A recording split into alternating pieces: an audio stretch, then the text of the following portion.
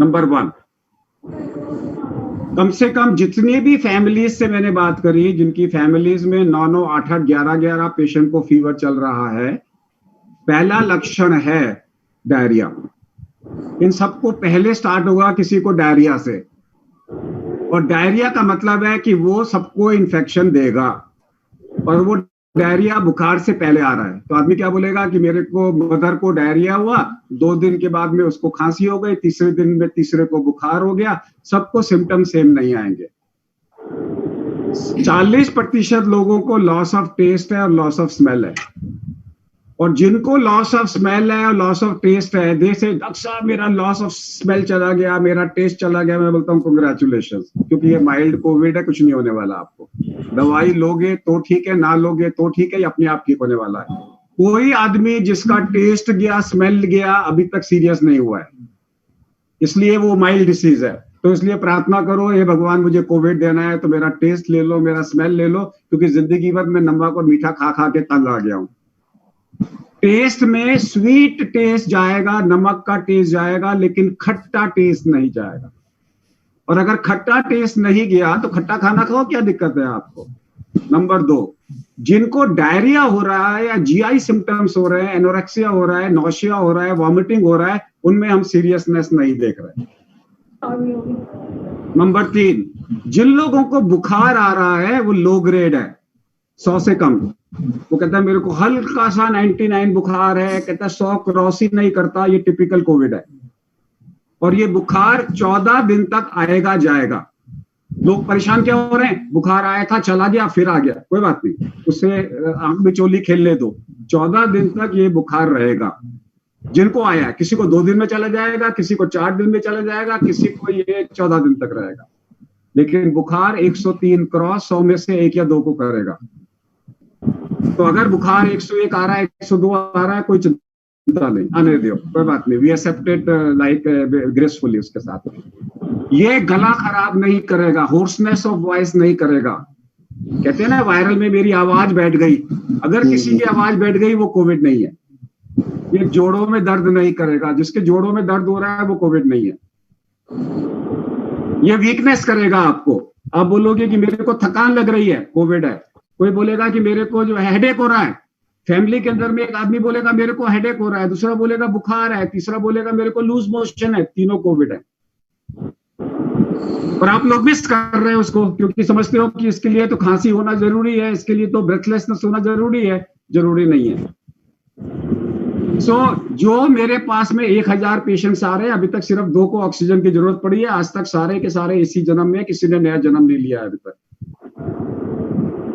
अब ये जो आज की डेट के अंदर में हर बीमारी का एक एक्सीडेंट होता है, जैसे मैसिव हार्ट अटैक हुआ, मर गया, मैसिव एक्सीडेंट हुआ, मैसिव इन्फेक्शन हुआ, उसी तरीके से एक मैसिव निमोनिया भी होता है।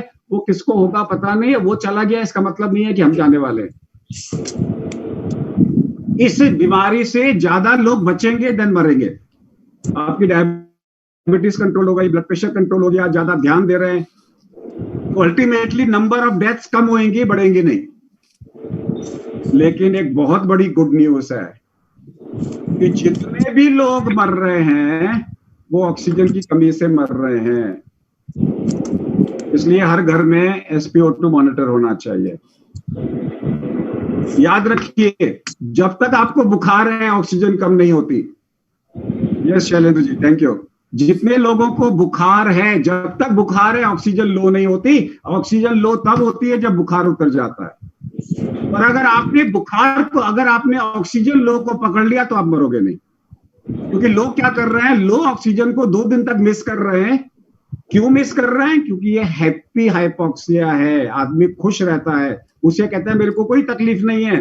पूछोगे कोई तकलीफ, बोला कुछ नहीं है। ऑक्सीजन नापोगे तो 50, वो मरने वाला है। अगर आप लो ऑक्सीजन को पकड़ लो, कोई नहीं मरेगा। टेल मी, जितने लोगों से आजकल हम क्या कर रहे हैं, आजकल हम सिर्फ एक ही काम कर रहे हैं मेडिकल एसोसिएशन में, जिन जिन क्या लोगों की मृत्यु हो गई उनको एनालाइज कर रहे हैं, वे मरा क्यों, वहां से पकड़ में आ रहा है कि कहां गलती हुई। सरकार पोस्टमार्टम तो कर नहीं रही, तो हम ही पोस्टमार्टम कर रहे हैं, उनकी फैमिली को सांत्वना देके थोड़ी देर में सांत्वना देते हैं, फिर कहते हैं अच्छा बताओ क्या हुआ था।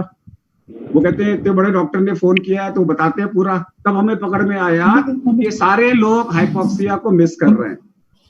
हाइपोक्सिया को अगर आप मिस करोगे, अब हाइपोक्सिया कैसे होता है समझिए। मेरा वायरस गीला वायरस है, वायरस बाहर निकल के ना चल सकता, ना भाग सकता, ना दौड़ सकता, ना मल्टीप्लाई कर सकता। वो आपके शरीर में तभी आएगा जब आप अपने सिक्रीशंस को उसके पास लाओगे और पकड़ लोगे। अगर आपने नहीं पकड़ा, वो अपने आप से नहीं आ सकता। जब वो आपके शरीर में चला गया तो गले में आके, इसको बंद कर देंगे, म्यूट कर देंगे। And I have the IT people to mute it so that, बहुत लोगों की आवाज आ रही है। Can you mute all? बहुत लोगों ने अनम्यूट कर रखा है। यस, तो ये वायरस जब मेरे शरीर में घुस जाएगा तो गले में खराश करेगा। इस